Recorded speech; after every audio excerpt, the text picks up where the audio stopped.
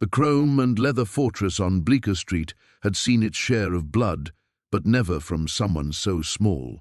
Every afternoon at 3:47 p.m. she appeared like clockwork, a tiny figure in a faded pink dress, clutching a worn teddy bear, walking past the Hells Angels clubhouse without so much as a glance.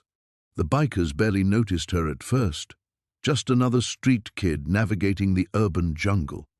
But Snake, the club's enforcer, started paying attention when he realized she never varied her route, never missed a day, and always slowed down just slightly when passing their gates.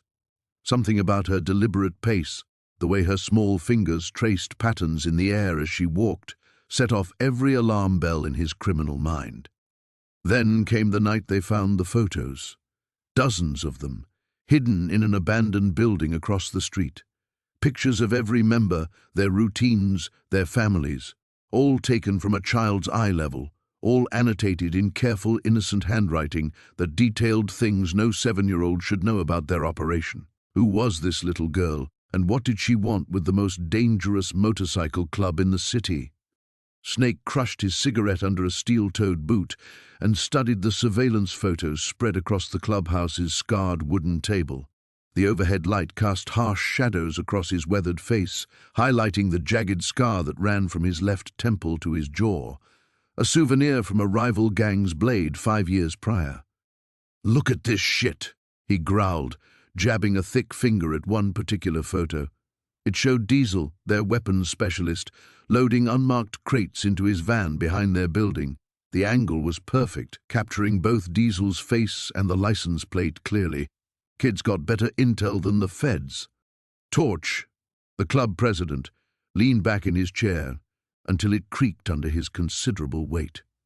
His graying beard couldn't hide the deep lines of concern etching his features. 23 years running this crew, and he'd never encountered anything like this. "Maybe it's some kind of setup," suggested Razor, nervously spinning his butterfly knife between his fingers. "Could be cops using the kid as a front. Train her to take pictures, feed her information about what to look for." Snake shook his head. "Cops don't have this kind of patience. Besides, look at these notes." He held up a photo of their back entrance, the margins filled with careful pencil markings. "Guard change at 11:30, delivery truck Tuesdays and Thursdays, motion sensor broken on east corner." He paused. "This is surveillance, all right, but it ain't law enforcement. This is personal." The room fell silent except for the distant rumble of motorcycles on the street outside. Through the grimy windows, neon signs from neighboring businesses painted everything in alternating shades of red and blue. The city never slept, and neither did the predators that called it home. "What's a 7-year-old want with us anyway?" Diesel asked, his voice barely above a whisper. Despite his intimidating nickname and the arsenal he maintained for the club, he had 3 daughters of his own, and the thought of a child caught up in their world made his stomach turn. Torch stood and walked to the window, his massive frame blocking most of the light. "That's what we're gonna find out. Tomorrow at 3:47, we're ready for her.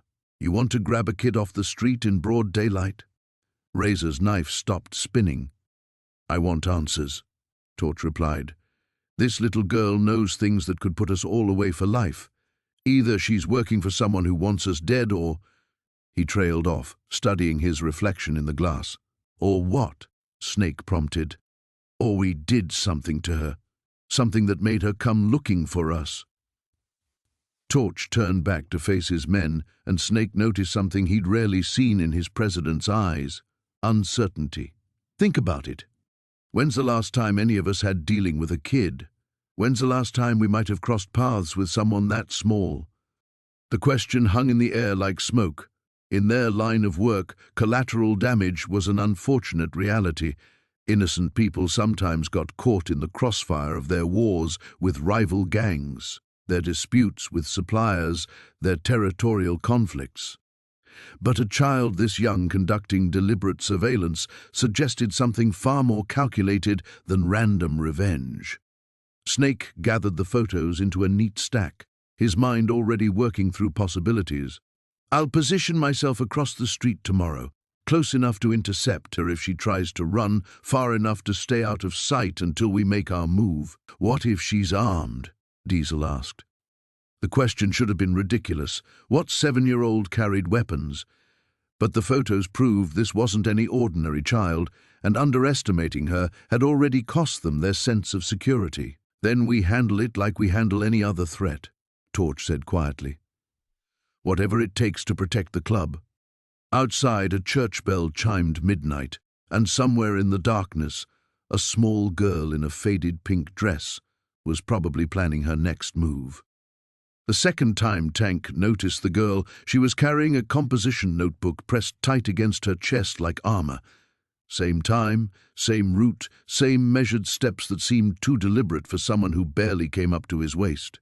He was adjusting the carburetor on his Sportster when she passed, and something made him look up from the chrome and grease. "You see that kid again?" he called to Razor, who was sprawled in a lawn chair nursing a beer and what looked like a 3-day hangover. Razor cracked one bloodshot eye. "What kid?" "Little girl. Walks by every day at the same damn time." "So? Kids walk. It's what they do." Razor took a long pull from his bottle. "Unless she's carrying a badge or a warrant, I don't give a shit." But Tank did give a shit, though he couldn't explain why. Maybe it was the way she never looked directly at the clubhouse but somehow seemed to catalogue every detail in her peripheral vision. Maybe it was how her sneakers never scuffed the pavement, each step placed with surgical precision. Or maybe it was the fact that in 30 years of raising hell on this stretch of road, he'd never seen a kid walk alone through their territory with that kind of purpose. The clubhouse sat on the corner of Mercy and 5th, a converted auto shop that still smelled like motor oil and broken dreams. The Angels had claimed it in '98 after the previous owners defaulted on a loan that Diesel's cousin had backed with more than good intentions. 3 bay doors faced the street, usually rolled up to let the world see their collection of iron horses and the men who rode them. It was a display of power as much as practicality, a reminder to the neighborhood that this corner belonged to them. Tank wiped his hands on a grease-stained rag and walked to the sidewalk. The girl was already a block away, but he could still make out her silhouette against the afternoon glare. Small, compact, moving with the steady rhythm of a metronome. Tomorrow he'd pay closer attention. Inside the clubhouse, Diesel was holding court at the scratched poker table that served as their informal headquarters. Maps and newspaper clippings covered the surface, along with empty beer bottles and an ashtray overflowing with cigarette butts, and the remnants of joints smoked down to burning fingertips. "Tommy's getting out next week," Diesel announced, without looking up from a letter written in careful block letters. "Wants his patch back." "Tommy's a junkie and a snitch," said Snake, not bothering to hide his disgust. "Should have left him to rot in county." "Tommy's our brother," Diesel replied, his voice carrying the weight of final judgment. "Clean slate when he walks out those doors." Tank knew better than to argue with Diesel about club business, but he also knew Tommy well enough to predict how this would end. Some men got stronger in prison. Others just got better at lying about their weaknesses. Tommy fell into the latter category. The conversation died as Prospect walked in carrying a manila envelope thick enough to choke a horse. He was barely 22, all elbows and nervous energy, trying to earn his patch through a combination of desperation and misguided loyalty. The full members called him Prospect because no one could remember his real name, and he was too eager to remind them. "Package for you, Diesel," Prospect said, extending the envelope like an offering to a dangerous god. Diesel tore it open and spilled the contents across the table. Photographs, dozens of them, black and white surveillance shots that captured members of a rival club in unguarded moments. Tank recognized the work of Marcus Webb, a private investigator who sold information to whoever paid best and asked fewest questions. "Looks like the Reapers are expanding their territory," Diesel said, studying a photo of 3 leather-clad men standing outside a warehouse on the east side. "Getting ambitious." Tank picked up one of the photos and examined it more closely. The image showed a parking lot behind a strip mall, taken with a telephoto lens from an elevated position. In the foreground, two reapers were exchanging something small and rectangular with a man in an expensive suit. In the background, barely visible in the shadows between two cars, a small figure watched the transaction. "Diesel," Tank said, holding up the photograph. "Look at this." The club president leaned over and squinted at the image. "What am I looking at?" "Background. Behind the blue sedan." Diesel grabbed a magnifying glass from the table's drawer and studied the photo more carefully. When he looked up, his expression had shifted from casual interest to something harder. "Well, I'll be damned," he said quietly. "Looks like our neighborhood watch program just got a lot more interesting." Tank felt something cold settle in his stomach as he realized the small figure in the shadows looked remarkably similar to their daily visitor. Same size, same posture, same unsettling sense of purpose. The warehouse fell silent except for the distant hum of traffic on the interstate. Tank set down his beer with deliberate slowness, the bottle clicking against the scarred wooden table like a countdown timer. 3 days had passed since they'd started paying real attention to the girl, and what they'd discovered made his skin crawl in ways that 20 years of hard living hadn't prepared him for. "Show them the pictures," he said to Razor, who was leaning against the far wall with his arms crossed, looking like he'd rather be anywhere else. Razor pulled out his phone with obvious reluctance. "I followed her yesterday after she did her little walk-by, kept my distance, stayed on the bike." He swiped through several photos, then held up the screen. "She doesn't go home, Tank. Not right away." The first image showed the girl from behind, her small figure walking purposefully down Elm Street, nothing unusual there. The second photo made Snake lean forward in his chair. "Is that the courthouse?" "Gets better," Razor muttered, swiping again. "Or worse, depending on how you look at it." The third photograph captured the girl sitting on the courthouse steps, but she wasn't alone. A woman in a navy blue suit sat beside her, leaning down to speak directly into the girl's ear. Even from a distance, the body language was unmistakable. Intense, focused, instructional. "Who's the suit?" Snake asked, though something in his voice suggested he already suspected. Tank had spent half the night making phone calls, cashing in favors from contacts who owed him information. Assistant District Attorney Michelle Rodriguez. She's been building cases against motorcycle clubs for the past 5 years, got 3 chapters shut down in neighboring states. The room temperature seemed to drop 10 degrees. Cigarette smoke hung in the air like a gray shroud as the implications settled over them. "You're telling me this kid is working with the feds?" Ghost spoke for the first time since they'd gathered, his voice barely above a whisper. "Not feds. State prosecutor, but yeah, that's exactly what I'm telling you." Tank stood and began pacing, his boots heavy against the concrete floor. "Think about it. How many times has that girl walked past here? How many conversations has she overheard? How many faces has she memorized?" Razor swiped to another photo. This one showed the girl and the prosecutor entering a black sedan. Through the windshield, barely visible, was the outline of recording equipment on the dashboard. "They're not just talking," Razor said. "They're debriefing her. Every damn day." Snake crushed his cigarette under his heel with violent force. "How long has this been going on? How much does she know?" The questions hung in the air like accusations. Tank thought about all the times they'd conducted business in the warehouse during the girl's daily appearances. Drug transactions, protection schemes, plans for territorial disputes with rival clubs. They'd always been careful about phone surveillance, electronic bugs, undercover cops. But a 7-year-old girl walking past at the same time every day? It was perfect, invisible. "She's been coming by for what? 2 months?" Tank asked. 3, Ghost corrected. "Started in April." Tank's jaw tightened. 3 months of intelligence gathering. 3 months of a child cataloguing their activities, their routines, their weaknesses. The prosecutor had found the perfect infiltrator, someone so innocent-looking that even hardened criminals would never suspect surveillance. "We need to know what she's told them," Snake said, standing abruptly. His chair scraped against the floor with a sound like fingernails on slate. "We need to know now." And how do you suggest we do that? Tank's voice carried a warning.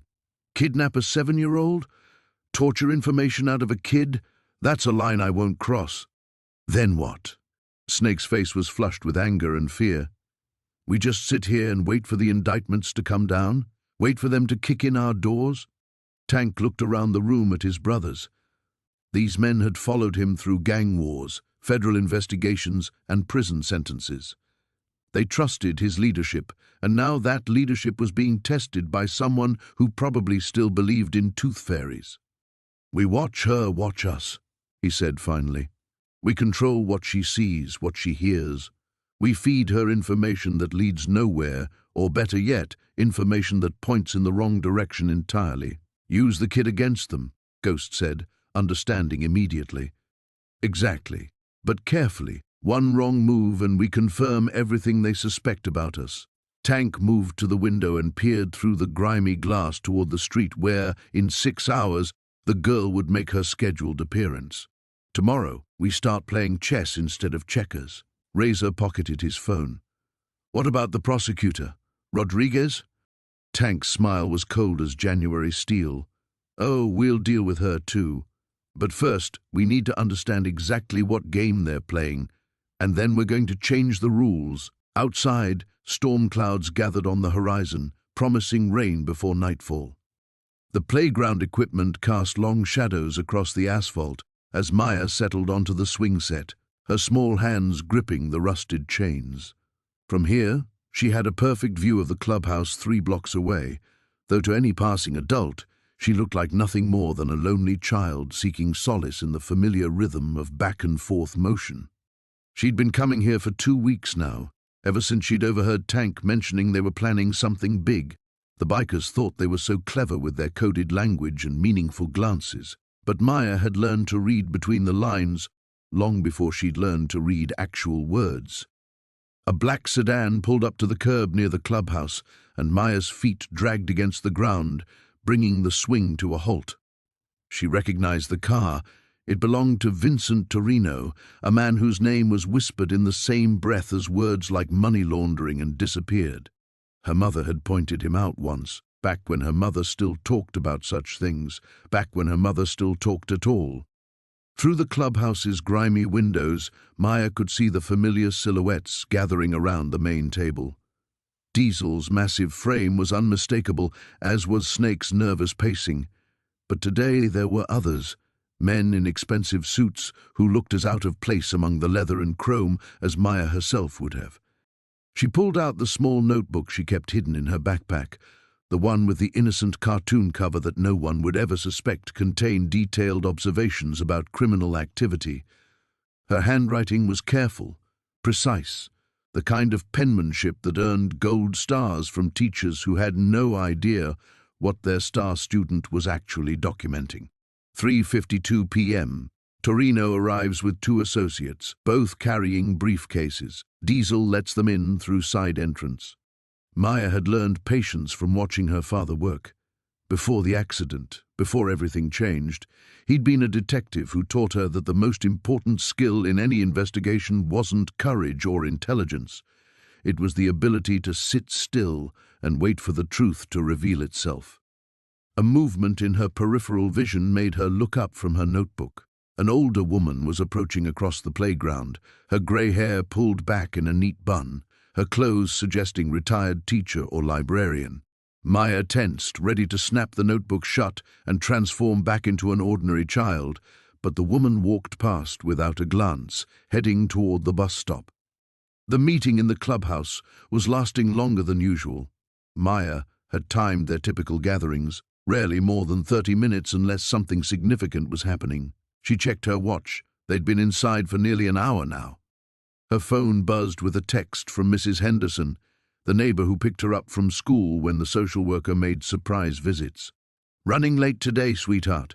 Can you wait at the usual spot?" Maya typed back quickly. "No problem. Playing at the park nearby." It wasn't entirely a lie. She was at a park, and to anyone watching, she was playing, just not the kind of games other 8-year-old girls typically engaged in. The clubhouse door opened, and Maya's attention snapped back. The suited men emerged first, their briefcases noticeably lighter now. Torino paused on the steps, shaking hands with Diesel in a gesture that looked casual but carried the weight of serious business. Money had changed hands. Maya was certain of it. The question was whether it was payment for services already rendered or an advance for something yet to come. She made another note, then froze as she noticed Snake standing near the clubhouse window, his gaze sweeping the street. His eyes lingered on the playground, and for a heart-stopping moment, Maya thought he might have spotted her. But then Tank said something that drew his attention back inside, and the moment passed. As the sedan pulled away, Maya caught sight of Diesel through the window, holding what looked like a photograph. He was showing it to the others, pointing at something on the image that made them all lean in closer. Even from this distance, she could see the tension in their body language, the way conversations stopped and started again in hushed tones. Her notebook was filling up with details, patterns, connections that were starting to form a picture she didn't like. These weren't just bikers anymore. They were players in something much bigger, something that involved the kind of people her father had spent his career hunting. The afternoon sun was beginning to fade when Maya finally closed her notebook and started walking toward Mrs. Henderson's car, visible now at the corner. As she walked, she mentally reviewed everything she'd observed, filing each detail away in the methodical manner her father had taught her. Behind her, the clubhouse seemed to pulse with hidden energy, its secrets temporarily contained but not eliminated. Tomorrow, she would return to her swing, to her patient watching, to the careful documentation of crimes that hadn't yet been committed. Maya understood something the Hells Angels didn't. Innocence wasn't about age or appearance. It was about having nothing left to lose. The security footage from Murphy's Deli told a story that made Snake's blood run cold. There she was, clear as day at 3:32 p.m., walking into the shop with that same measured gait they'd grown accustomed to seeing. But this wasn't the innocent daily routine they'd imagined. "Watch her hands," Murphy muttered, his thick Irish accent making the words sound like a prayer. The elderly shop owner had been reluctant to show them the footage until Razor explained about Tommy's accident. Now Murphy looked like he'd aged 10 years in 10 minutes. On the grainy screen, the little girl moved with purpose. She didn't browse the candy aisle like other kids. Instead, she went straight to the back where Murphy kept his toolbox behind the counter. Her small fingers worked quickly, efficiently, as she sorted through screwdrivers and wrenches. "Jesus Christ," Bulldog breathed. "She's not shopping. She's selecting."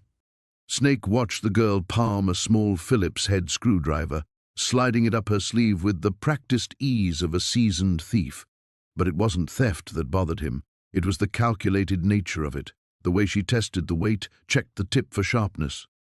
"How long has this been going on?" Razor asked. Murphy rubbed his weathered face. "Couple weeks, maybe more. I thought she was just looking around, you know. Kids do that. But I started noticing things going missing. Small stuff, nothing valuable enough to call the cops over." "What kind of small stuff?"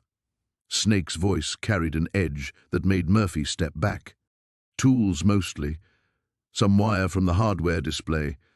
Duct tape. Yesterday she took a box cutter." Murphy's voice dropped to a whisper. "What kind of kid needs a box cutter?" Snake's mind raced back to Tommy's bike, to the precisely severed brake cable. A box cutter would do that job perfectly in the right hands. And apparently those right hands belonged to a 9-year-old girl who looked like she wouldn't hurt a fly. "We need to see more," Snake said. Murphy fast-forwarded through several days of footage. The pattern became clearer with each viewing. The girl would enter at exactly 3:32, select one item with surgical precision, and leave by 3:40. This gave her exactly 7 minutes to reach their block and walk past the clubhouse at 3:47. But it was the footage from 2 weeks ago that stopped them cold. The girl entered as usual, but this time she wasn't alone.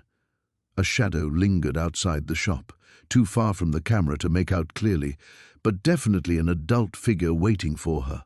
"Can you enhance that?" Bulldog leaned closer to the screen. "This ain't CSI, mate," Murphy said. "What you see is what you get." Snake studied the shadow, trying to discern any identifying features. The figure was tall, lean, wearing what looked like a dark jacket, but something about the posture seemed familiar, though he couldn't place it. "She's got a handler," Razor said what they were all thinking. "This isn't some kid acting out. Someone's directing her." The implications hit Snake like a physical blow. They'd been played. For weeks they'd watched this little girl walk past their clubhouse, thinking she was harmless, maybe even feeling protective toward her. Meanwhile, she'd been studying them, learning their routines, planning whatever this was. "We need to talk to her," Snake said. "You sure that's smart?" Bulldog asked. "If she's willing to sabotage bikes, what else might she do if cornered?" Snake checked his watch. 3:35 p.m. "She'll be walking past in 12 minutes, same as always." They thanked Murphy and headed back to the clubhouse, Snake's mind churning through possibilities. Who would use a child like this? And why target the Angels? They had enemies, sure, but this level of psychological warfare wasn't typical of rival gangs or local cops. This felt personal. The clubhouse was buzzing with activity when they returned. Word had spread about Tommy's accident and the discovery of sabotage. Brothers were checking their bikes, securing the perimeter, falling into defensive patterns they'd learned through years of territorial disputes. But this was different. This enemy wore the face of innocence and had been walking freely among them for weeks. Snake positioned himself at the front window, watching the empty street. The other brothers gathered behind him, an unusual tension filling the room. Even the newest prospect seemed to sense something significant was about to happen.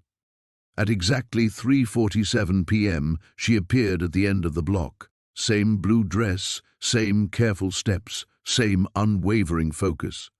But now Snake saw what he'd missed before, the slight bulge in her right pocket where today's stolen item rested, the way her eyes briefly scanned each motorcycle as she passed, cataloging details most adults would overlook.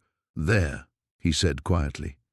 As she drew closer to the clubhouse, Snake made a decision that would change everything. He opened the front door and stepped outside, directly into her path. For the first time in weeks, the little girl's measured routine was about to be interrupted. Their eyes met across the distance, and Snake saw something that chilled him more than any threat he'd ever faced. She wasn't surprised to see him waiting. She was smiling. The security footage was grainy, but clear enough to make Tommy's blood run cold. He leaned closer to the monitor in the back office of Sal's Electronics, watching the timestamp tick by in the corner. 3:42 p.m., 3:43, 3:44. "There," Sal whispered, pointing at the screen. "Right there." A small figure emerged from behind a dumpster 3 blocks away from their clubhouse. The girl moved with purpose, not the wandering gait of a child at play. She kept to the shadows, checking corners, pausing at intersections to look both ways, not for traffic, but for observers. "Jesus Christ," Bear muttered from behind them. "She's doing counter-surveillance." Tommy's hands clenched into fists as they watched her methodical approach. This wasn't a little girl walking home from school. This was reconnaissance. Professional-level recon from someone who couldn't be older than 10. The footage from Sal's camera ended as she moved out of range, but Tommy had called in favors all morning. Every business owner, every contact, everyone who owed the club something. The picture they'd assembled was disturbing. "Next one," he said. Sal switched to footage from the bodega on Maple Street. Same timestamp, different angle. The girl appeared exactly where she should, maintaining her route with military precision. But here, the camera caught something else. Her face as she looked directly at the lens for just a split second. Her eyes held no innocence, no childlike curiosity. They were calculating, cold, measuring everything around her with the focus of a predator. "I've seen that look before," Bear said quietly. "In Kandahar, kids who'd been trained to—" He stopped himself. "Trained to what?" Tommy demanded. "To kill, brother. To get close to targets that wouldn't suspect a child." The room fell silent except for the hum of electronics. Tommy felt something twist in his gut, a mixture of rage and fear he hadn't experienced since his early days in the club, when death could come from any direction. "Show me the rest." They cycled through 17 different cameras, tracking her complete route. The girl never deviated, never stopped, never once acted like the child she appeared to be. At one point, captured by a traffic cam, they watched her slip something small and dark under a parked car near the clubhouse before continuing her walk. "We need to check that car," Tommy said, already reaching for his keys. 20 minutes later, they stood in a circle around Marcus's Harley, staring at the small device stuck to the undercarriage. It was smaller than a matchbox, military grade, the kind of GPS tracker that cost serious money and required serious connections to acquire. "How long has this been here?" Snake asked. Tommy knelt down, examining the device without touching it. The adhesive looked fresh, but that didn't mean much. Could be days. Could be weeks. "Check every bike," Bear ordered. "Every car. Everything." They found 6 more trackers. 6. Each one placed with precision, hidden in spots that would take someone lying on the ground to reach. Someone small enough to crawl under vehicles without being noticed. As they worked, Tommy's phone buzzed. A text from an unknown number. "Found something interesting about your little problem." He recognized the number. Maria Santos, a detective who occasionally fed them information in exchange for the club staying out of certain neighborhoods. She was dirty, but she was their kind of dirty. "I have to make a call," he told the others. He walked to the far end of the parking lot before dialing back. "You need to see this in person," Maria said without preamble. "Not over the phone. Meet me at the usual place in an hour." "What did you find?" "Pictures, records, things that don't officially exist anymore." Her voice carried a weight that made Tommy's skin crawl. "That little girl you asked me to run? She doesn't exist either. Officially. What the hell does that mean?" "It means someone went to a lot of trouble to erase her from every database I can access. Birth records, school enrollment, medical records, nothing. But I found fragments, pieces they missed." Maria paused. "Tommy, this kid isn't just dangerous. She's a ghost, a weapon." The line went dead. Tommy stared at his phone, watching the afternoon shadows grow longer. In 3 hours she would walk past again, 3:47 p.m. just like always. But now he understood they weren't watching her routine, she was executing a plan. Whatever that plan was, it had been in motion for weeks, maybe months.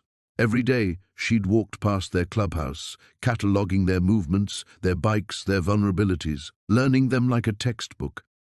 He thought about the cold calculation in her eyes, the professional precision of her surveillance route, the military-grade equipment she had access to. Someone had trained her, someone had aimed her at them like a loaded gun. The question was why? And the more terrifying question was what she planned to do when she was ready to pull the trigger. Tank pressed his massive frame against the warehouse wall, peering through the grimy window as Maya made her usual approach. The clock on his phone read 3:45 p.m., right on schedule. But today felt different. Today, they were watching her the way she'd been watching them. "She's coming," he whispered into his radio. Around the compound, 6 other members had positioned themselves strategically, all eyes trained on the small figure walking down Maple Street with that same unhurried pace. Maya appeared exactly as she always did. Navy blue backpack, worn sneakers, dark hair pulled into 2 neat braids. But now Tank noticed details that had escaped him before. The way her eyes swept the compound's perimeter with methodical precision, how her footsteps slowed imperceptibly as she passed certain vantage points, the slight adjustment of her backpack strap that seemed almost like a signal. "Jesus," Razor's voice crackled through the radio. "Look at her hands." Tank shifted his position to get a better view. Maya's small fingers weren't swinging naturally at her sides. Instead, they moved in subtle patterns, pointing, counting, measuring distances with what looked like practiced efficiency. This wasn't a child walking home from school. This was reconnaissance. The revelation hit Tank like a sledgehammer to the chest. How long had they been so spectacularly blind? "Boss," he radioed to Brick, who was positioned in the main clubhouse. "We got a problem." Through his earpiece, Tank heard the sharp intake of breath as other members began reporting their observations. Maya paused at the corner, the same corner where she always seemed to linger, but instead of her usual brief stop, she pulled out what looked like a small notebook and pen. "She's taking notes." Spider's voice was tight with disbelief. "A kid is taking goddamn notes on us." Tank watched as Maya's head tilted upward, studying the security cameras Jax had installed last month. Her expression wasn't one of childish curiosity. It was calculating, cold. She was memorizing angles, identifying blind spots. How did we miss this? Diesel's question echoed what they were all thinking. The answer was simple and terrifying. They'd missed it because their brains couldn't process what they were seeing. A child conducting surveillance was so far outside their expectations that they'd literally been blind to the evidence right in front of them. Maya closed her notebook and continued walking. But now Tank could see the subtle way she tested the chain-link fence as she passed, noting which sections had give and which were solid. She paused to tie her shoe near the back gate, using those precious seconds to examine the lock mechanism. "She knows our routines." Brick's voice came through the radio, grim and certain. "Our shifts, our blind spots, probably our goddamn morning coffee preferences." Tank thought about all the times they'd discussed business while she was passing by. Club finances, territorial disputes, upcoming runs. They'd assumed the sound of their Harleys and the distance would provide privacy. But what if it hadn't? What if those sharp little ears had been collecting every word? "Movement," Ghost reported from his position near the street. "Black sedan, 2 blocks out, been circling for the past 10 minutes. Tank's blood turned to ice. Maya wasn't working alone. Of course she wasn't. No child orchestrates surveillance operations solo. Someone was coordinating this, using an 8-year-old girl as their eyes and ears because no one suspects a kid walking home from school. The sedan made another pass, slower this time. Through the tinted windows, Tank could make out at least 2 figures. The timing was too perfect to be coincidence, Maya conducting her most detailed reconnaissance yet, while backup circled nearby. "We need to move," Tank said into his radio. "This isn't random anymore." But even as he said it, Maya had finished her survey and continued down the street, backpack bouncing with each step, looking for all the world like any other elementary school student heading home. The sedan completed its circuit and disappeared around the corner. In the space of 20 minutes, everything had changed. The mysterious little girl they'd found mildly intriguing was revealed as something far more sinister, a tool in someone else's game, a weapon disguised as innocence. Tank's mind raced through the implications. Someone wanted detailed intelligence on the Hells Angels badly enough to use a child to get it. That level of planning suggested serious resources and serious intent. This wasn't gang rivalry or law enforcement surveillance. This felt personal, targeted. "Emergency church," Brick's voice cut through Tank's thoughts. "Everyone inside. Now." As Tank made his way back to the clubhouse, he couldn't shake the image of Maya's small hands moving in those practiced patterns, mapping their world with surgical precision. They'd been played by a master, and their opponent was barely tall enough to reach the top shelf at a grocery store. The game had changed, and they were already several moves behind. The warehouse felt different now that they knew Lucy could disappear like smoke. Tank had doubled the watch, positioning members at every possible exit, yet somehow the certainty that she was still out there, still watching, made the concrete walls feel paper-thin. Razor sat hunched over the laptop they'd salvaged from the meth house, its cracked screen casting harsh shadows across his weathered face. The hard drive had yielded fragments, encrypted files, partial records, and a single folder labeled Project Nightingale that made his blood run cold. "You need to see this," he called to Tank, who was pacing near the main entrance like a caged animal. Tank lumbered over, his massive frame casting the laptop in shadow. On the screen was a medical record, partially corrupted but legible enough.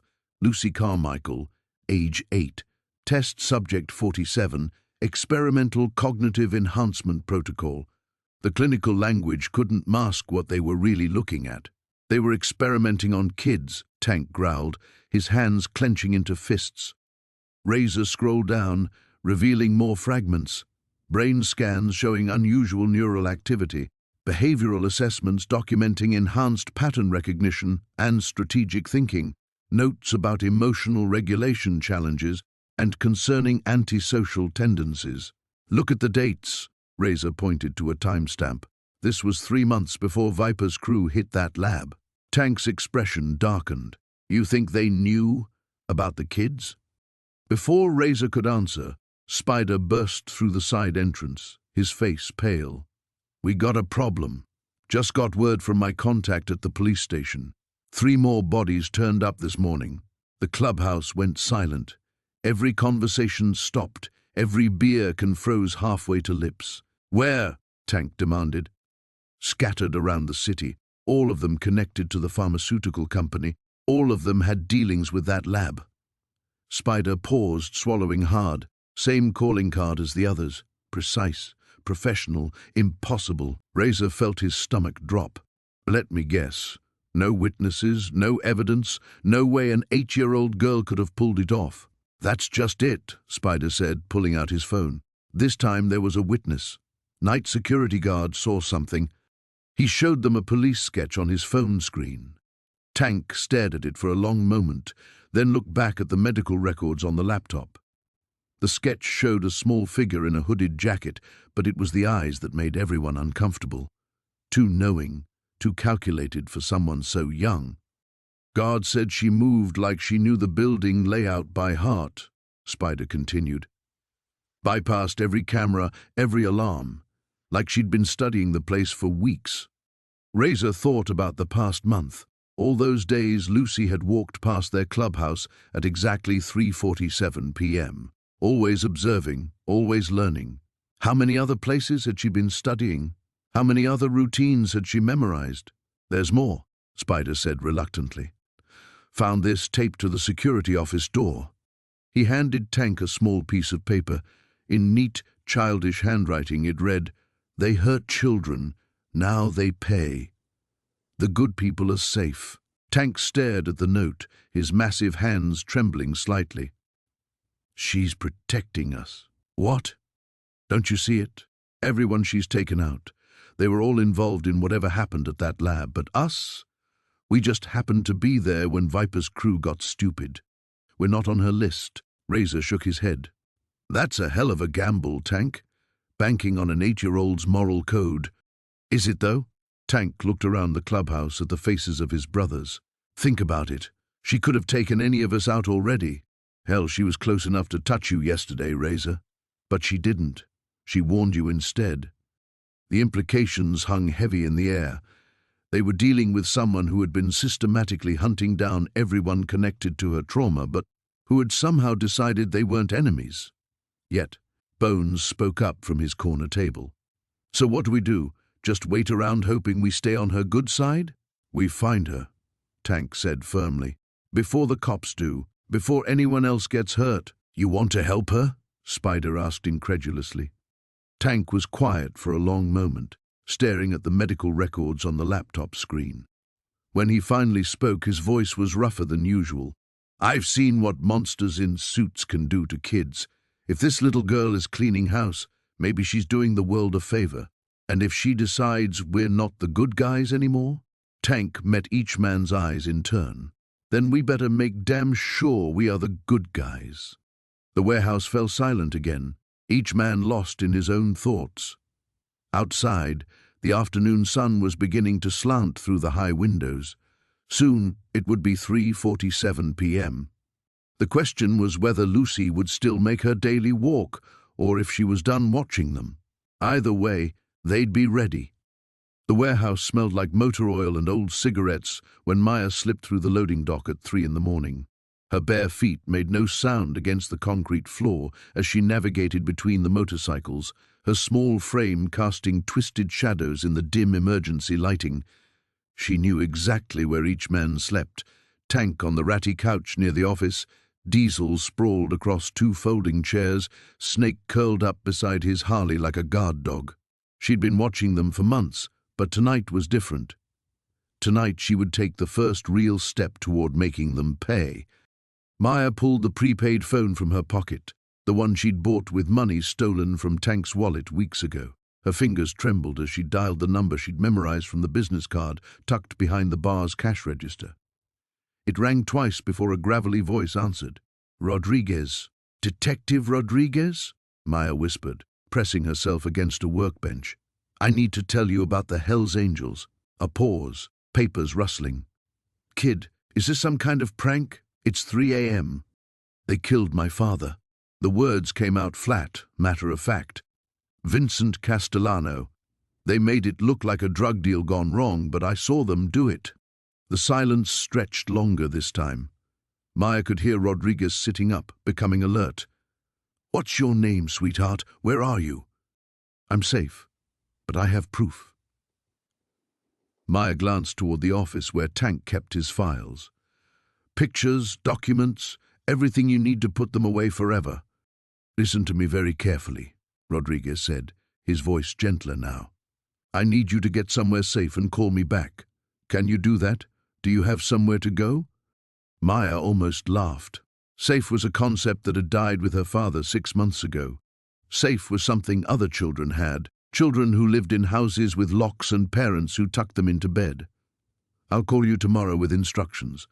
Come alone, or you'll never hear from me again." She hung up before he could respond and powered off the phone. Phase 1, complete. Moving deeper into the warehouse, Maya approached Tank's desk. She'd watched him enter the combination to his safe dozens of times through the grimy office window, 7 to 41 to 1, his bike's engine size. Inside, bundled with rubber bands, were photographs that would destroy lives. Not just the angels, but their clients, their suppliers, everyone in their poisonous network. Maya had seen the photos before, during one of her earlier reconnaissance missions. Tank trafficking drugs to middle schoolers, Snake collecting protection money from the Korean family who owned the grocery store, Diesel's bloody hands after what they'd done to the union organizer who wouldn't play ball. And there, in the manila envelope marked insurance, were the pictures of her father's murder. Vincent Castellano had been Tank's accountant, helping launder money through a series of shell companies. But he'd grown a conscience, threatened to expose everything. Maya had been hiding in the back seat of his car that night, planning to surprise him after his meeting. Instead, she'd watched through the warehouse window as Tank put a bullet in his head and Snake staged the scene to look like a drug deal. They'd never noticed the little girl in the Honda Civic, too shocked and terrified to even scream. Maya photographed each document with a disposable camera she'd stolen from the drugstore. The clicking of the shutter seemed thunderous in the quiet warehouse, but none of the sleeping men stirred. She was a ghost, invisible, just as she'd been that terrible night. When she finished, Maya carefully replaced everything exactly as she'd found it. Tank would never know his insurance policy had been compromised until it was far too late. But the police were only part of her plan. Justice through the courts was uncertain, full of lawyers and technicalities and deals. Maya had learned enough about the system from watching crime shows in the group home to know that monsters sometimes walked free on technicalities. She needed insurance of her own. Moving to Diesel's bike, Maya unscrewed the brake line just enough to create a slow leak. Not enough to fail immediately, but it would give out during hard braking. She'd seen him speed through school zones, laughing as children scattered. Let him see how it felt to lose control. For Snake's Harley, she loosened the front wheel bolts. He liked to show off, popping wheelies in front of his girlfriend's apartment. Maya wondered if he'd still be laughing when the wheel came off at 40 miles per hour. Tank's bike she left alone. He would be the last, and she wanted him conscious for what came next. As dawn approached, Maya slipped back out through the loading dock. The sleeping angels never stirred, never knowing that death had walked among them with the face of a 10-year-old girl. By the time they woke up, the first dominoes would already be falling. The morning sun cast long shadows across the clubhouse parking lot as Marcus paced back and forth, his boots grinding against loose gravel. 3 days had passed since Lily vanished from the hospital, and the silence felt like a weight pressing down on all of them. No ransom calls, no sightings, no demands, just an empty void where answers should have been. Still nothing from the cops, Jake muttered, flicking ash from his cigarette. Dark circles rimmed his eyes, testament to sleepless nights spent replaying every moment, every conversation, searching for clues they might have missed. Tommy emerged from the clubhouse, phone pressed to his ear, speaking in hushed tones. When he hung up, his expression was grim. "That was my contact at the precinct. They're treating it as a kidnapping now, but they've got nothing. No witnesses, no camera footage from the hospital corridors. It's like she just evaporated." Marcus stopped pacing and faced his brothers. The rage that had been building inside him for days threatened to spill over, but he forced it down. Lily needed him focused, not furious. Someone planned this. You don't just walk out of a hospital with an unconscious kid without inside help. Or unless the kid wasn't unconscious, Diesel said quietly from his position by the clubhouse door. The others turned to stare at him. "I've been thinking about what she told us, about watching us for months, planning everything. What if she was faking being hurt worse than she was?" The suggestion hung in the air like smoke, uncomfortable and impossible to ignore. Marcus wanted to reject it immediately. Lily was just a child, traumatized and scared. But the nagging voice in the back of his mind reminded him of her eyes in those final moments before the sedative took hold. Too aware, too calculating for someone her age. "You think she orchestrated her own disappearance?" Jake's voice carried disbelief, but also a note of consideration. "I think we still don't know who we're dealing with," Diesel replied. "That girl's been 3 steps ahead of us from the beginning." A black sedan pulled into the lot, immediately putting everyone on alert. Marcus recognized Detective Sarah Chen as she stepped out, her expression professional but strained. She approached the group with measured steps, her hand resting casually near her service weapon. "Gentlemen," she nodded, "I need to ask you some follow-up questions about Lily Morrison." "Morrison?" Tommy straightened. "That her real name?" "As far as we can determine. The records on her are complicated." Chen pulled out a tablet, swiping through screens. "We've been digging into her background since she disappeared. What we found raises more questions than it answers." She turned the screen toward them, showing a series of documents and photographs. Lily Morrison, age 9, was reported missing from a foster home in Sacramento 6 months ago. Before that, she bounced through the system for 2 years after her mother died in a car accident. Marcus studied the timeline, his stomach tightening. 6 months ago. That's around when she started walking past here. Gets more interesting, Chen continued. The foster family she ran away from? The Hendersons. Ring any bells? The name hit Marcus like a physical blow. Ray Henderson, a drug dealer who'd tried to muscle in on their territory 3 years back. They'd shut him down hard, and he disappeared shortly after. The connection couldn't be coincidental. "You think she tracked us down because of Henderson?" Jake asked, voicing what they were all thinking. "We're exploring that possibility. But here's where it gets really strange." Chen swiped to another screen showing security footage from various locations around the city. "We've been reviewing cameras from the past 6 months, looking for any trace of where she might have been staying. Look at this." The footage showed Lily at different times and places, a convenience store, a bus stop, outside a school, but she wasn't alone. In each frame she was with different adults, sometimes a woman in her 30s, other times an elderly man, once with a teenage boy who looked nothing like her. "We've identified some of these people," Chen explained. "Petty criminals, mostly. Shoplifters, con artists, small-time grifters. None of them have any legitimate connection to each other or to Lily, but they all disappeared from their usual haunts around the same time she started showing up here." The implications were staggering. Marcus felt the ground shifting beneath everything he thought he understood. "You're saying she was running some kind of operation?" "I'm saying a 9-year-old girl somehow organized a network of criminals to help her execute whatever plan she had for you." Chen's voice was steady, but Marcus could hear the disbelief she was trying to suppress. "And now they're all gone. Every last one of them vanished within hours of her disappearance from the hospital." The silence that followed was deafening. Marcus looked at his brothers, seeing his own shock reflected in their faces. They'd been prepared for many things, revenge, violence, betrayal from their own world. But this systematic manipulation by a child operating at a level that defied comprehension? "Detective," Marcus said slowly, "what exactly are we dealing with here?" Chen's expression was grave as she tucked the tablet away. "I wish I knew." The warehouse felt different now, charged with an electricity that made every shadow seem alive.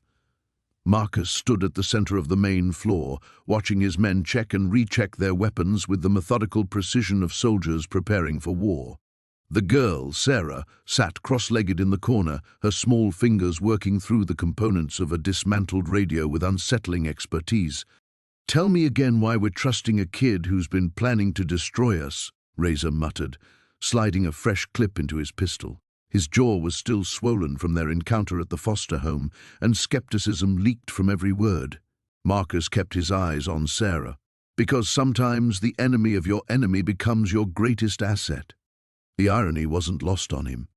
3 days ago, he would have laughed at anyone suggesting a 12-year-old could orchestrate anything more complex than a lemonade stand. Now he was betting everything on her intel about Commissioner Hayes's planned raid. Sarah looked up from her work, those ancient eyes fixing on Razor. "I've had 2 years to study your security patterns, your routines, your weaknesses. If I wanted you dead, you'd already be in body bags." Her voice carried no malice, just cold fact. "Hayes doesn't know you're expecting him." "Kid's got a point," Tommy said, adjusting his tactical vest.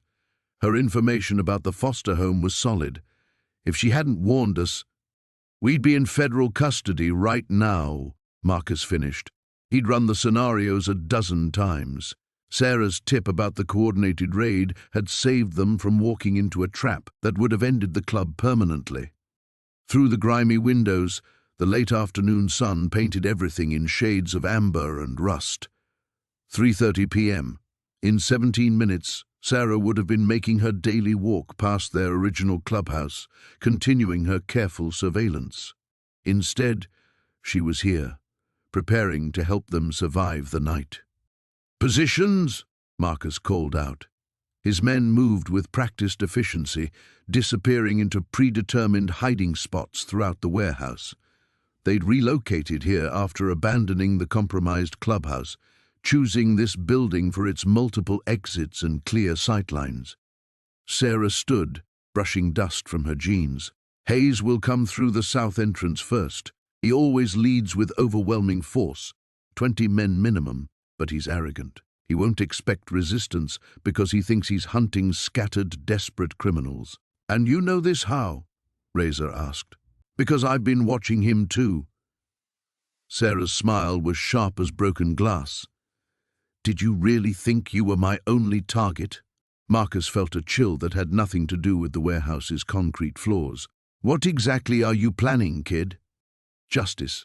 She pulled a small device from her pocket, something that looked like a modified garage door opener.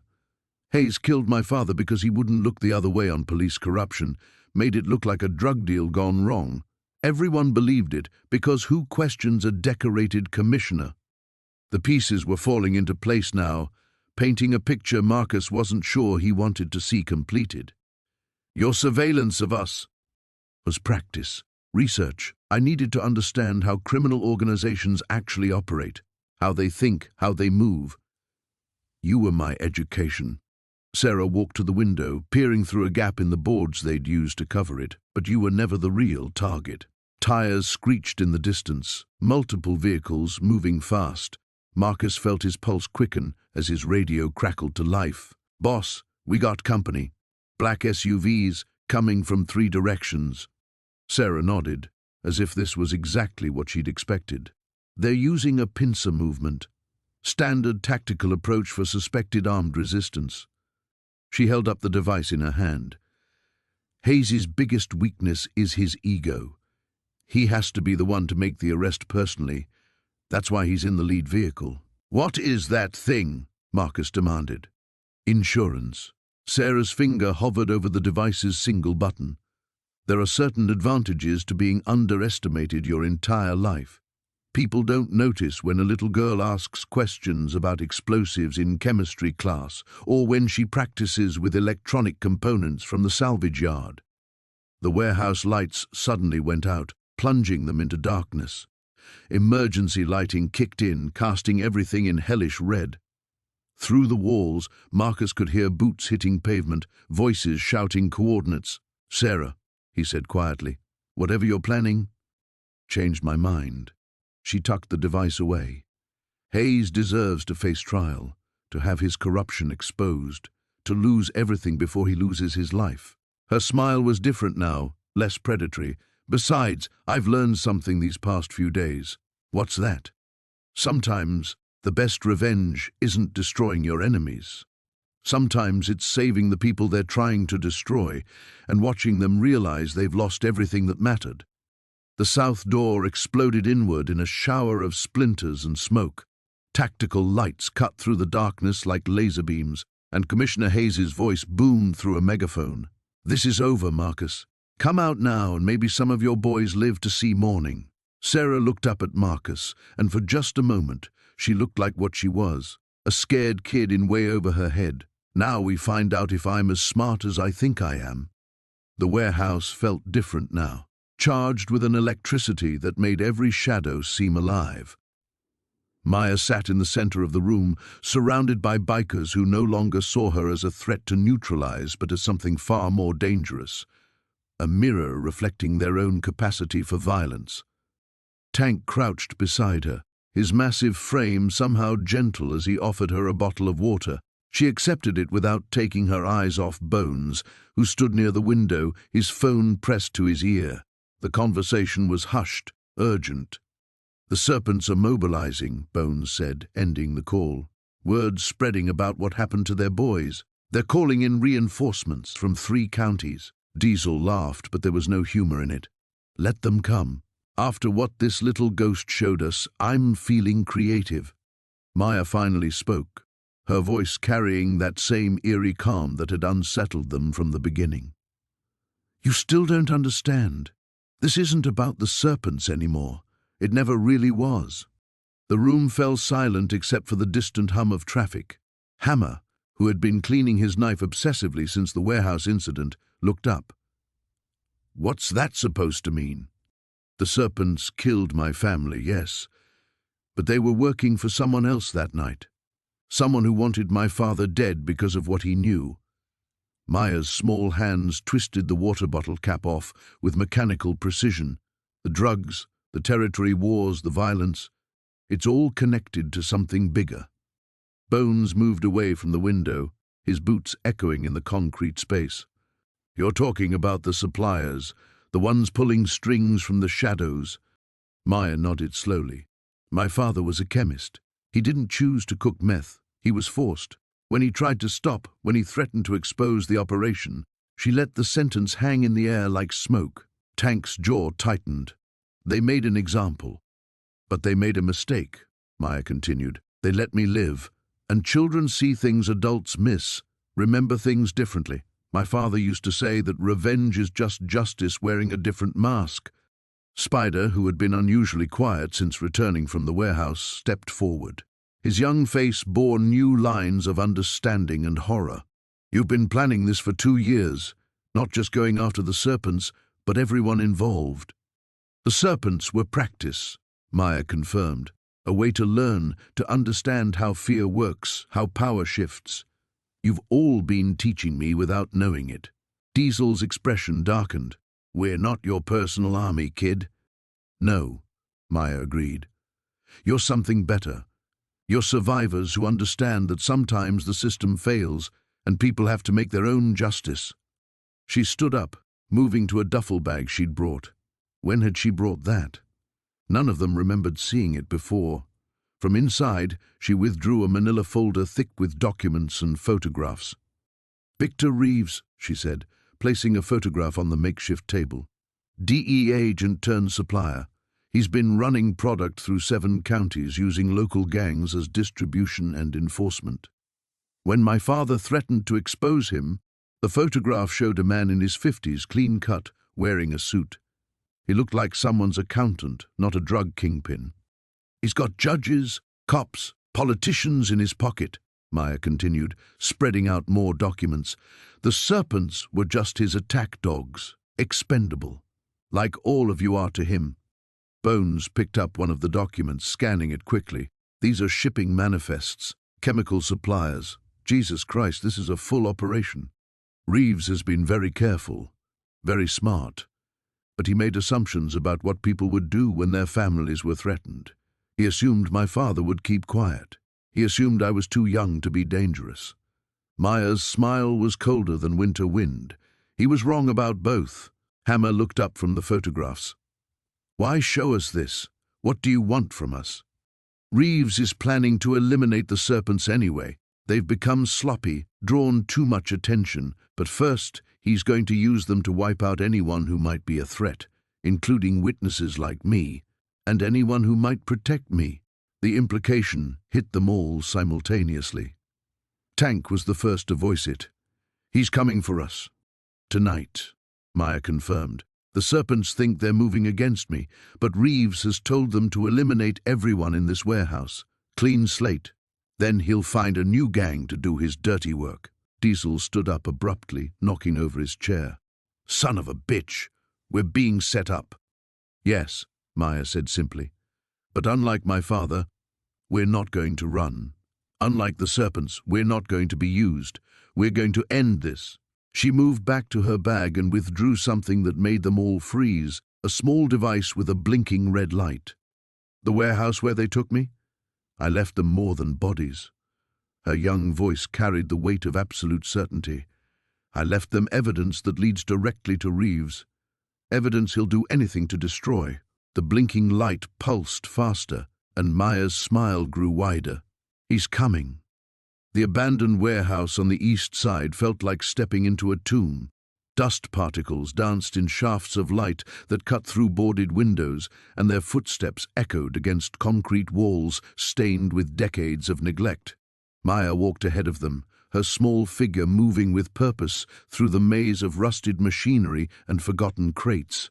Jesus Christ, Tommy whispered, his voice barely audible. What is this place? Maya stopped beside a towering stack of wooden boxes, each one marked with symbols that meant nothing to the bikers, but everything to her. She turned, her dark eyes reflecting the dim light like black mirrors. My father's legacy, she said simply. What he built before Marcus Volkov destroyed him. She climbed onto a crate with practiced ease, reaching into a gap between two boxes. When her hand emerged, it held a manila folder thick with documents. She jumped down and spread the papers across a nearby surface. Invoices, photographs, shipping manifests, all bearing the distinctive logo of Volkov Industries. Viktor Petrov wasn't just a small-time arms dealer, Maya continued, her finger tracing lines of text. He was building something bigger, a network that would have rivaled anything the Russians had on the West Coast. Volkov knew it, and he knew my father would never work under him. Reaper studied the documents, his weathered face growing darker with each page. Bank statements showing massive transfers, photos of shipping containers, lists of names he recognized from both sides of the law. The scope was staggering. So Volkov had him killed, Maya said matter-of-factly, made it look like a gang hit to throw off the investigation. But he made one mistake. She pulled out a photograph, grainy security footage showing two men in expensive suits entering a nondescript building. Even in the poor quality, Volkov's face was unmistakable. He kept evidence. Insurance, he called it. My father always said the most dangerous enemies were the ones who documented their own crimes. Bear shifted uncomfortably. How'd you get all this? I've been collecting it for 3 years, Maya replied. Piece by piece, breaking into offices, bribing clerks, following paper trails. You learn a lot when people think you're just another orphan who doesn't matter. The weight of her words settled over them like a shroud. Tommy found himself looking at the girl with a mixture of awe and horror. She couldn't be more than 12, but she'd been living the life of a detective, a spy, a ghost seeking justice in a world that had forgotten she existed. The clubhouse, Diesel said suddenly. You weren't just watching us, you were waiting. Maya nodded. I needed someone Volkov would take seriously, someone with enough reputation to make him respond when threatened. The Hells Angels have that reputation. So we're what? Your weapon? Reaper's voice carried a dangerous edge. You're my equals, Maya corrected, her tone never wavering. Volkov destroyed my family. Now he's trying to destroy yours. We both want the same thing. She pulled out another document, this one more recent. Tommy recognized the letterhead immediately. It was from the bank that held the mortgage on their clubhouse. He's been buying your debt, Maya explained. The bar, the garage, even personal loans some of your members took out. In 6 months, he'll own enough to force you out or crush you completely. The silence that followed was deafening. Tommy felt his world tilting, everything he'd assumed about their situation crumbling. They weren't just dealing with muscle and threats. This was systematic, calculated destruction. You knew, Bear said accusingly. You've known all along what he was planning. I suspected, Maya admitted, but I needed to be sure. That's why I watched. That's why I waited. I had to know if you were worth saving. And? Reaper's question hung in the air like a blade. Maya smiled then, and for the first time since they'd met her, she looked like the child she was supposed to be. You didn't abandon Rodriguez when things got dangerous. You didn't try to make a deal with Volkov behind each other's backs. You stayed together. She began gathering the documents, her movements efficient and practiced. My father always said that loyalty was the only currency that mattered in this business. Everything else could be bought or stolen. But loyalty had to be earned. Tommy watched her stack the papers, his mind racing. What happens now? Now we finish what Volkov started, Maya said, securing the documents in a waterproof case. But we do it on our terms, with our timeline. And when it's over, both our families will finally be free. The warehouse fell quiet except for the distant sound of traffic and the settling of old wood. In that moment, surrounded by the ghosts of past ambitions and the weight of present dangers, Tommy understood that they'd moved beyond the point of no return. Whatever came next would define not just their survival, but their souls. The basement beneath Murphy's bar had never felt smaller. Thick concrete walls that once promised safety now felt like a tomb as Snake paced the narrow space between stacked crates and old furniture. Above them, the regular evening crowd laughed and clinked glasses, oblivious to the war council happening 15 feet below their boots. She's got everything, Razor said, his voice barely above a whisper. The big man sat hunched over a scarred wooden table, Elena's notebook spread open before him like a battle plan. Names, addresses, schedules. Hell, she even knows about the warehouse on 5th Street. Tank leaned against the wall, his massive frame casting shadows that danced in the single bulb's harsh light. How long you think she's been watching us? Months, Snake replied, finally stopping his restless movement. Maybe longer. Remember when we thought someone was going through our trash? When Bulldog's bike got moved in the lot but nothing was stolen? The realization hit them like a physical blow. A child, a little girl who looked like she should be worried about homework and bedtimes, had been conducting surveillance on one of the most dangerous motorcycle clubs in the city, and they'd been completely blind to it. The question is why, Razor said, turning a page filled with Elena's precise handwriting. This isn't random. Nobody puts this much effort into something without a damn good reason. Snake pulled up a metal chair, its legs scraping against concrete. What else is in there? Razor's finger traced down a column of dates and times. She's been tracking our movements, mapping our territories. Look at this. She's got the rotation schedule for our security detail figured out better than we do. He flipped to another section. And here, Jesus Christ, what?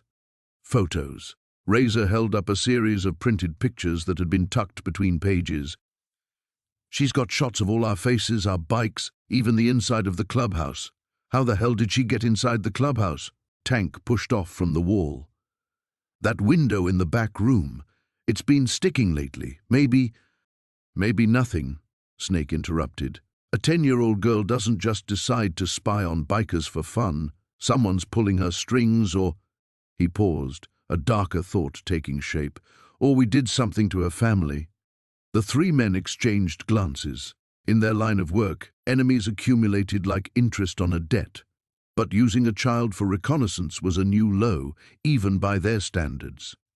Razor continued flipping through the notebook. Here's something else. She's got detailed layouts of our homes. Mine, yours, Tank's place on Elmwood. She knows which rooms we sleep in, what cars we drive, where we keep our bikes at night. The implications hung heavy in the stale basement air. If Elena knew their personal details, she could hurt them in ways that went far beyond their criminal enterprises. Wives, girlfriends, children, all potential targets. There's more, Razor said grimly. Look at this section here. It's labeled Phase 2. Snake leaned closer, squinting at the neat handwriting. The page was filled with what looked like a timeline, stretching from the current date into the following month. Key dates were circled in red ink, with cryptic notes written in the margins. November 15th, Tank read over their shoulders. That's next week. What's special about November 15th? Snake felt his blood turn cold. November 15th was the anniversary of the Riverside incident, a confrontation 2 years ago that had ended badly for everyone involved. Civilians had been caught in the crossfire, including a family that had been driving through the wrong neighborhood at the wrong time. The Morrison family, he said quietly. Razor's head snapped up. You think she's connected to them? 5 people died that night, Snake continued, pieces clicking into place. David Morrison, his wife Sarah, 2 teenage sons, and... He stopped, his throat suddenly dry. And what? Tank demanded. And their 8-year-old daughter survived. She was found 3 blocks away the next morning, covered in blood but unharmed. Said she'd been hiding in an alley, waiting for her family to come get her. The silence that followed was deafening. Above them, someone dropped a glass, and the sound of shattering rang through the floor like a gunshot. Elena Morrison, Razor whispered, closing the notebook with trembling hands. Snake stood slowly, his mind racing through the implications. A grieving child who had spent 2 years planning revenge. A little girl who had turned herself into a weapon, using their own assumptions about innocence against them. We need to find her, he said, tonight. But even as the words left his mouth, Snake had the sinking feeling they were already too late. Elena had been planning this moment for months, maybe years. She wasn't just ahead of them, she was ready for them. The war they'd been fighting had just taken on an entirely different meaning. The warehouse felt like a tomb. Tank sat hunched over his laptop, the blue glow casting harsh shadows across his weathered face as he scrolled through digital records that painted an increasingly horrific picture. Behind him, the surviving members of the club moved like ghosts, their usual swagger replaced by something he'd never seen before: uncertainty. Found it, Tank said, his voice barely above a whisper. The others gathered around the screen, their leather creaking in the silence. Emma Rodriguez, age 7, parents Maria and Carlos Rodriguez. Mouse leaned closer, squinting at the grainy newspaper photo. That's her, that's our little ghost. Says here they were killed in a home invasion 2 years ago, Tank continued reading. Single perpetrator. Carlos Rodriguez was... Jesus Christ. His voice faltered. What? Diesel demanded, though the dread in his voice suggested he already knew. Carlos Rodriguez was one of Torino's dealers. The article says the killer tortured him for information about drug operations before executing both parents. Daughter was found 3 days later by social services. Catatonic. She'd been hiding in a closet the whole time. The weight of understanding settled over them like a shroud.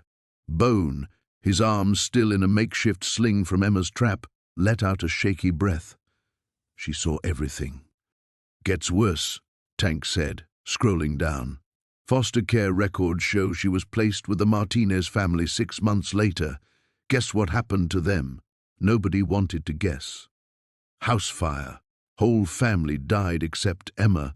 She was found standing in the yard watching it burn. Authorities ruled it accidental, gas leak. Tank's fingers trembled as he navigated to another page, then the Hendersons, car accident, then the Kowalskis, food poisoning. Every family that took her in died within months. Diesel felt bile rise in his throat. How many? 7 families. 32 people total, counting the kids. Tank's voice had gone completely flat, and every single family had some connection, however remote, to Torino's operation. Foster parents who worked at businesses that laundered his money, a social worker whose brother was in debt to his bookies, even a teacher whose cousin bought drugs from his dealers. The silence stretched until Mouse finally spoke. She's been hunting everyone connected to her parents' murder for 2 years. Not everyone, Diesel said slowly, the pieces clicking into place with sickening clarity. We were her last stop. She's been building up to us because we were the ones who actually pulled the trigger. Tank pulled up another window. Security footage from a traffic camera near the Martinez house, the night it burned. There, barely visible in the shadows across the street, stood a small figure watching the flames. The timestamp read 3:47 a.m. She always watches, Bone whispered. Every single time she watched them die. Diesel's phone buzzed. A text from an unknown number, Mr. Diesel. I have one more surprise for you.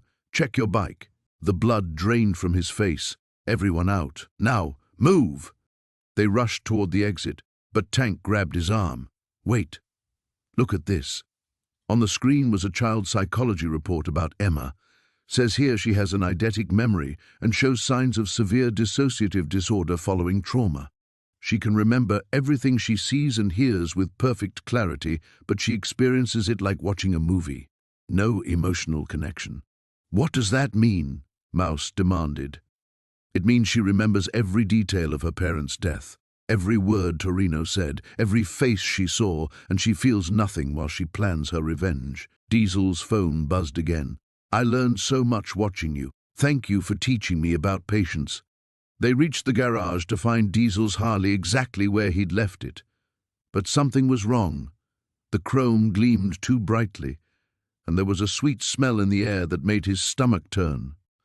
Don't touch anything, Tank warned, but it was too late. Diesel had already seen the thin wire attached to his bike's ignition, leading to a device duct-taped under the gas tank. She's been here, he breathed. She's been in our sanctuary. But it was Mouse who noticed the real horror.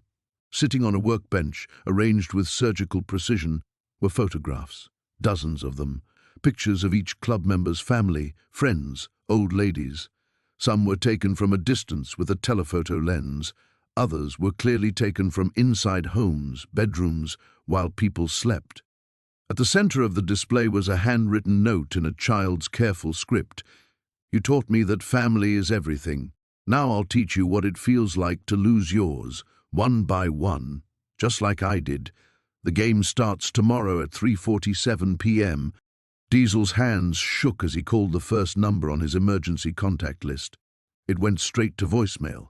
The second did the same, and the third.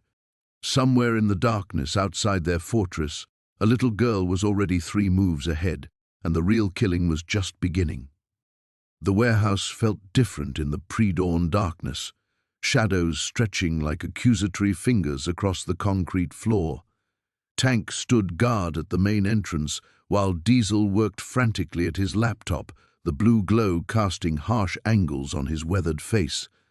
Maya sat in the center of it all, small hands folded in her lap, watching them with those unsettling dark eyes that seemed to catalogue every movement, every expression. Found something, Diesel muttered, his fingers flying across the keys. Security footage from 3 blocks away, timestamp matches when our guys went missing. He turned the screen toward the others. Black SUV, license plate partially obscured, but I can make out enough to run it. Rex leaned over Diesel's shoulder, studying the grainy image.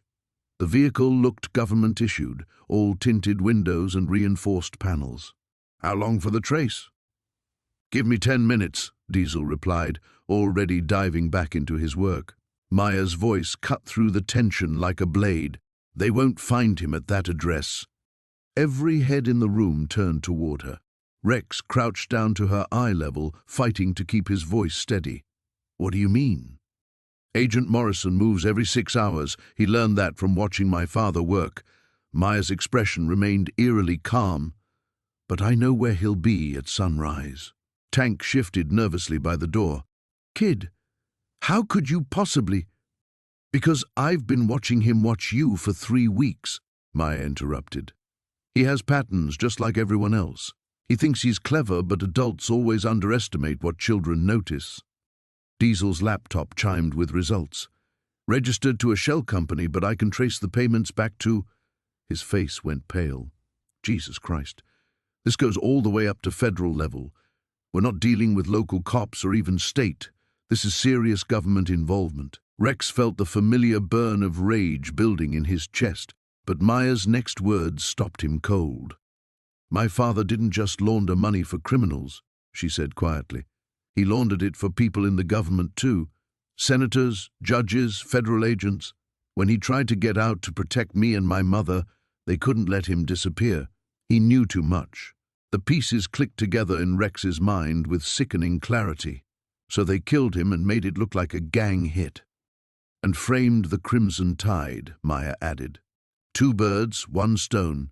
Eliminate a liability and start a war that would weaken both clubs."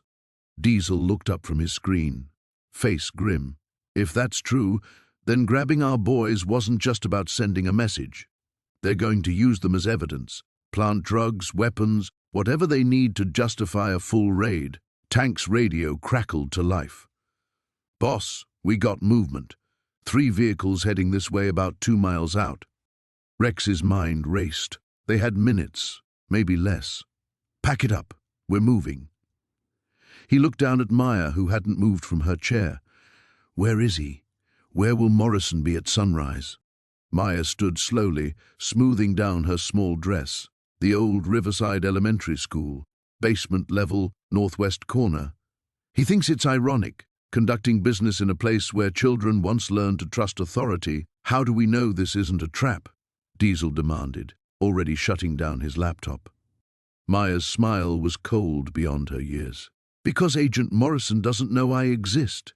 He thinks he eliminated all of my father's family. He doesn't know about the safe house, or the videos my father made, or the fact that I've been preparing for this moment since I was 7 years old."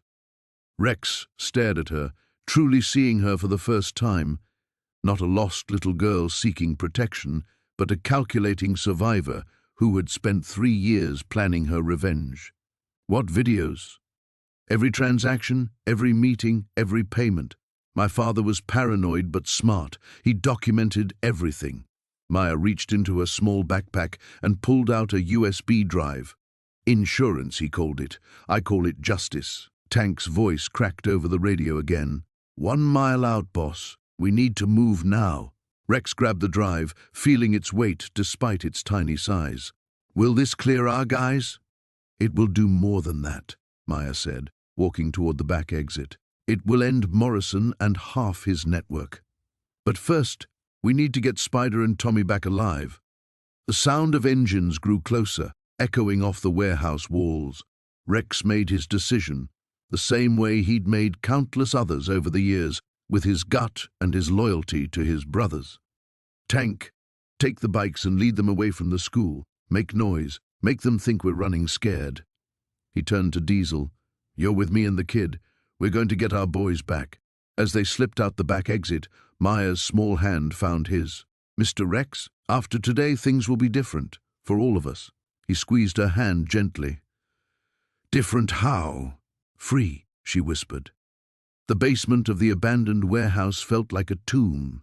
Maya sat cross-legged on the concrete floor, her small hands folded in her lap, looking more like a child waiting for story time than someone who had orchestrated the systematic destruction of the Devil's Rejects MC. The fluorescent light above flickered intermittently, casting dancing shadows across her serene face. Tank kept his distance, his massive frame pressed against the far wall. Even now, knowing what she was capable of, he found it impossible to reconcile the image before him with the calculated predator who had manipulated them all. The other angels formed a loose semicircle, their usual bravado replaced by something none of them wanted to name: fear. "You want to know why?" Maya said, her voice carrying that same eerie calm that had unnerved them from the beginning. It wasn't a question. Razor stepped forward, his jaw tight. "Yeah, kid. We want to know why a 9-year-old girl spent months planning to take down a motorcycle club." Maya's lips curved into something that might have been a smile on any other child. On her, it looked predatory. "I'm not 9. The words hung in the air like smoke from a house fire. Snake felt his blood turn to ice. "What the hell does that mean?" "It means I've been 17 for 3 months now," Maya said, rising to her feet with fluid grace. "Small for my age, aren't I? That's what happens when you don't eat regularly for years, when you learn to make yourself invisible, forgettable, when you become very, very good at pretending to be something you're not." The revelation hit them like a physical blow. Tank's mind raced, recontextualizing every interaction, every moment they'd dismissed her as harmless. The careful timing, the sophisticated planning, the way she'd played them all. It wasn't the work of a gifted child. It was the calculated vengeance of a young woman who had learned to weaponize their assumptions. "The devil's rejects killed my family 3 years ago," Maya continued, her voice never wavering from that terrifying monotone. "Not in some dramatic shootout or territory war, something much more mundane. My father saw something he shouldn't have seen, a drug deal going wrong behind the diner where he worked nights. He tried to walk away, pretend he hadn't noticed, but Tommy Castellano decided witnesses were a liability." Razor's face paled. Everyone knew about Tommy's paranoia, his tendency to tie up loose ends with permanent solutions. "They made it look like a robbery gone wrong," Maya said, beginning to pace in a small circle. "Broke into our apartment, killed my parents, killed my little brother. I hid in the closet and watched through the slats. Tommy put a gun to my 8-year-old brother's head and pulled the trigger like he was putting down a sick dog." The basement fell silent, except for the hum of dying fluorescent bulbs. Even Snake, who had seen the worst humanity had to offer, felt his stomach turn. "I lived on the streets for a while after that," Maya continued. "Learned things, met people, discovered that sometimes the only justice you get is the justice you take for yourself. I spent 2 years planning, watching, learning everything I could about the devil's rejects and their enemies. That's when I found out about your little war." Tank finally found his voice. "So you used us?" "I used you," Maya confirmed without a trace of remorse. "The same way Tommy Castellano used a gun, the same way the devil's rejects used fear. You were a tool, and I needed the right tool for the job." "The other clubs that hit them," Razor began, "were very easy to motivate once someone provided them with detailed intelligence about patrol routes, safe house locations, and internal conflicts," Maya finished. "Amazing what people will do when they think they have an advantage." She stopped pacing and looked directly at each of them in turn. "I know what you're thinking. Poor little girl. Tragic story. Surely we can understand her pain. But here's the thing. I'm not asking for your understanding. I'm not asking for forgiveness or sympathy or redemption. I got what I came for." "Tommy's dead," Snake said quietly. "They're all dead." "Yes," Maya said, and for the first time, genuine emotion flickered across her features. "They are." The silence stretched between them like a taut wire. Finally, Tank pushed himself off the wall. "So what now?